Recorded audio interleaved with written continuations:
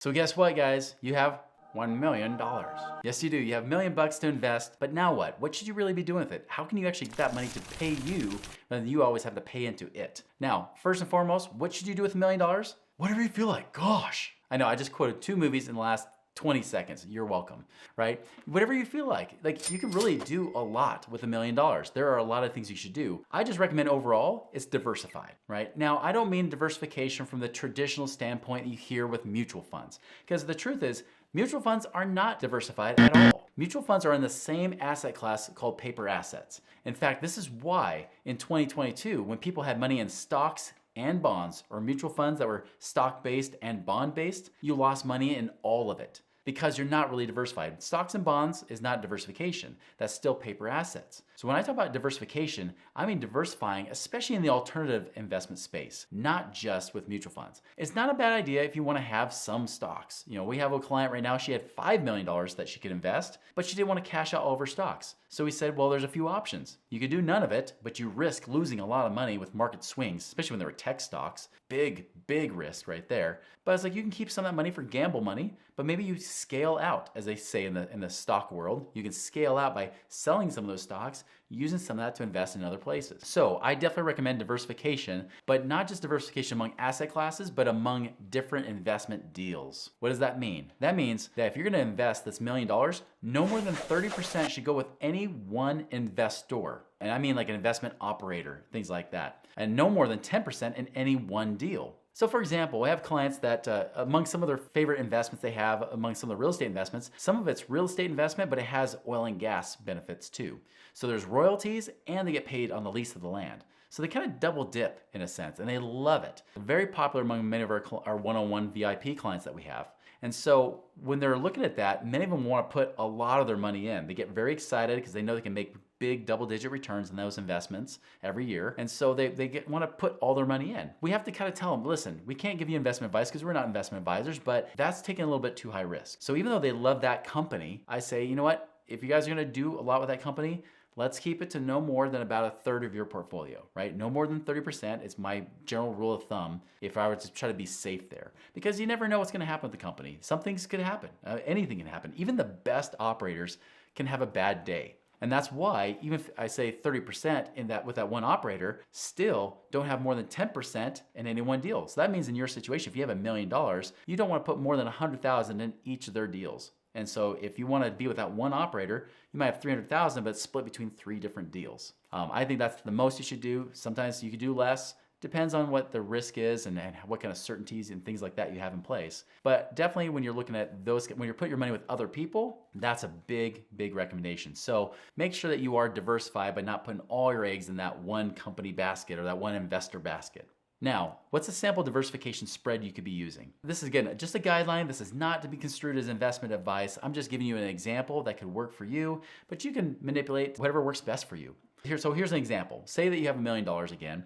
20% can go into turnkey properties. In fact, this is one of the things that one of our clients actually did. This is kind of similar to his diversification model. He had exactly $1 million that he had to invest from his retirement account when he was able to retire from the military. And so he had money going into different things. He had money going to apartments and whatnot. But I said, listen, you should probably have money also in real assets you own and control. Turnkey investment properties are like rental properties, but you don't manage them, right? So you're more hands-off. You let the property manager deal with all the issues. They're the ones that find the tenants. They're the ones that do all the lease agreements and everything. They're the ones that raise the lease on those tenants and actually have to have those hard conversations. They're the ones that deal with the repairs, anything with late payments and all that kind of stuff. All the drama that you might have to deal with normally, they deal with. Now, you still have to manage the property manager. That's still important. So it's not like you're completely brainless in this. You do still have some stewardship and management, but it's a heck of a lot easier than doing it yourself. And so 20% could be in turnkey, so 200,000. That could include multifamily. So for example, 20%, that 200,000 you have of $1 million, it could go to buying like a property outright in cash. You could have no mortgage on that property and just take on the full cash flow. And that's an option. Now, I will tell you this, the growth won't be as big long term. So if you're trying to get out of the rat race, as they say, right? You're trying to hit a passive income goal, you're gonna wanna make sure you go far beyond that goal before you try to actually quit your jobs. Okay, so that's very important. So if you buy all outright in cash, with a turnkey, that's a great option. It can be very profitable, very easy to buy. But you may consider also buying with leverage, buying with a mortgage, where you're only putting 20 or 25% down. Well, if you're putting 20% down, and that's $200,000, that means you could buy $1 million worth of properties. That includes multifamily. It could be a duplex. It could even be a fourplex potentially, depending on the area where it's located. And that could be a great way to even diversify yourself too, because not only could you buy turnkeys in a certain area, but maybe you buy them in multiple markets. Maybe you buy it in 2 different cities and in different states. Then you got some diversification. Then you got some ability to be flexible. I think that's hugely important because you just never know what's going to happen sometimes. And sometimes one area might get hurt while the other one doesn't. The other one might prosper.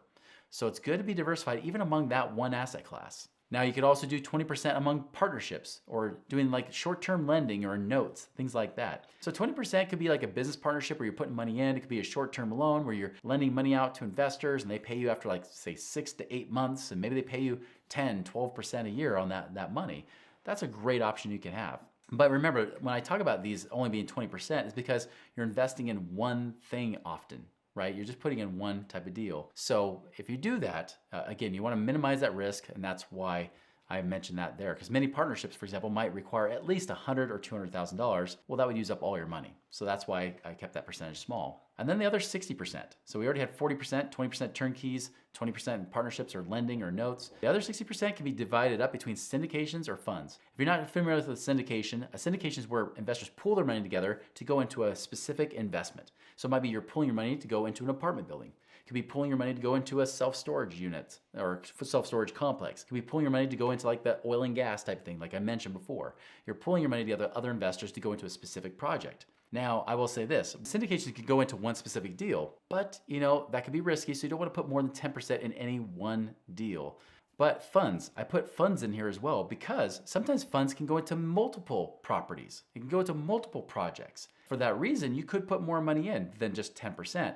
But like I mentioned, you don't want to do more than really 30% with any one operator. So if you're going to a fund, just be careful. Don't put a lot of money into that one thing, even though it's diversified a little bit more. Still, keep that under control. So that's just a sample of what you could be doing with your cash. Again, I like to diversify among different assets classes in general, but even just within this real estate asset class, even when I mentioned here, there's really business assets, there's real estate asset class here. There even could be commodities involved. If it's like oil and gas, you could actually end up diversifying among 3 asset classes just with this kind of model right here. So like I said, just a sample, good rule of thumb could be 20% turnkey properties. So you at least have ownership in properties where it has lower risk, potentially better returns, 20% with partnerships or lending, or even 60% among syndications or funds and things like that. Now, here's the other thing, is that guys like Warren Buffett right now are trying to hold on to more cash. One of the recommendations I've been giving a lot of my one-on-one clients is having them focus more on holding some cash, still investing a little bit, but not investing everything right now. And in fact, really try to build up, save, like try to get lean and mean in a lot of ways, not cheap in their life, but try to put away a lot more in savings and build that up for when we hit a bad cycle, where we go into a recessionary type of cycle. That are when the best opportunities happen. Because what would it be like if you could have gone back to 2011 or 2012 and said, now I'm gonna buy up a bunch of real estate properties? For those friends of mine that actually did do it, I was broke at that time, so I couldn't. But for my friends that did do it, it was a life changer. It changed their life because they could do whatever they wanted because cash was king. And cash will be king again in the very near future. And so a great way to hold cash, instead of just putting it in the bank, you could use infinite banking. And if you don't know what that is, that's where you use whole life insurance, not just for the death benefit, but for that tax-free savings account that it has in there. Now, don't just use any whole life policy. That is not what I'm talking about here. Those things are expensive, and they're a lot of times really just pieces of crap, okay?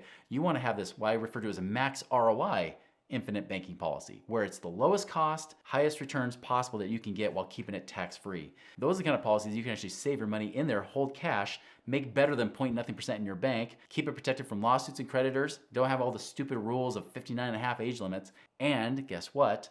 You can actually make money in 2 places at the same time. You can earn interest inside the policy while also getting a line of credit with that policy as collateral, a line of credit to invest in these very things we just mentioned. So it allows you to diversify and get better leverage on the same dollars that you would have been putting into a bank anyways. So that's a great way to have that, especially if you're in this position. You should definitely be having those kind of policies to help leverage and really increase your potential returns and what you're doing in this with your portfolio. So guys, that's a great way to diversify yourselves, great way to kind of lower risk, but also get great returns at the same time, and especially, as we like, get better passive income right now so that you have the option to work because you want to, not because you have to. So anyways, guys, hopefully this video was a great value to you. Love to hear your comments in the section below, and check out this next video, Diversifying Your Portfolio Will Make You Rich.